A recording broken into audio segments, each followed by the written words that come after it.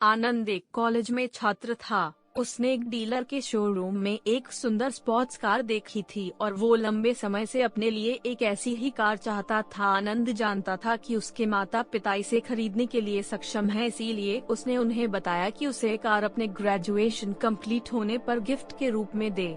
देखते ही देखते वो दिन भी आ गया और पिता ने जेम्स को अपने निजी कार्यालय में बुलाया। उन्होंने उससे कहा कि मुझे तुम्हारे जैसे अच्छे बेटे पर बहुत गर्व है। उन्होंने उसे बताया कि वह उससे कितना प्यार करता है और उसे एक प्यारा रैपर से लिपटा हुआ उपहार दिया। आनंद उस छोटे से गिफ्ट के डब्बे को देख निराशा महसूस करने लगा, लेकिन वह जानने के लिए उत्सुक था कि ऐसा क्या था उस बॉक्स में, इसलिए उसने बॉक्स तुरंत खोला और उसमें एक लाल कपड़े से लिपटी भगवद गीता देखी। आप इतने अमीर हैं और आप मुझे केवल एक गीता दे रहे हैं। काफी गुस्से से अपने पिता पर वो चिल्लाया और अपनी नाराजगी और गुस्से के वश में आकर आंडव ने नाव देखा न ताव तुरंत घर छोड़ दिया। काफी साल बीत गए। आनंद अब एक सफल व्यवसायी बन गया था। वह अपने जीवन में खुश था। उसकी शादी हो चुकी थी और उसके 2 बच्चे थे। उनका परिवार एक सुंदर घर में रहता था, लेकिन उसके पिता के साथ टूटे रिश्तों के कारण उसकी आत्मा अभी भी आहत थी।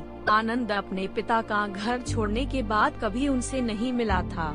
आनंद को उस दिन के बाद अपने पिता को ना मिलने का पछतावा हमेशा रहने वाला था, क्योंकि एक दिन उसे एक पत्र मिला जिसमें उसके पिता के निधन की खबर थी और साथ ही ये बताया गया था कि उन्होंने अपने जीवन भर की पूंजी वसीयतनामा के अनुसार अब आनंद के नाम कर गए थे। अपने पिता की सारी संपत्ति विरासत में मिली। तब आनंद अपने पिता के घर पहुंचा और कुछ महत्वपूर्ण कागज की तलाश करने लगा और गलती से उसे वही भगवद गीता का उपहार लिपटा हुआ मिला, जिसे देख उसे फिर उसी उदासी का एहसास हुआ।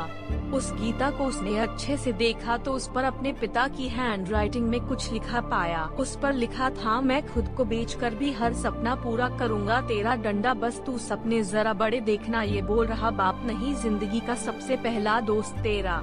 ये कविता पढ़ी ही थी कि अचानक उस किताब से एक चाबी गिरी, जिसके ऊपर लगे टैग पर उसके ग्रेजुएट होने की तारीख के साथ कांग्रेचुलेशन और आई लव यू लिखा हुआ था।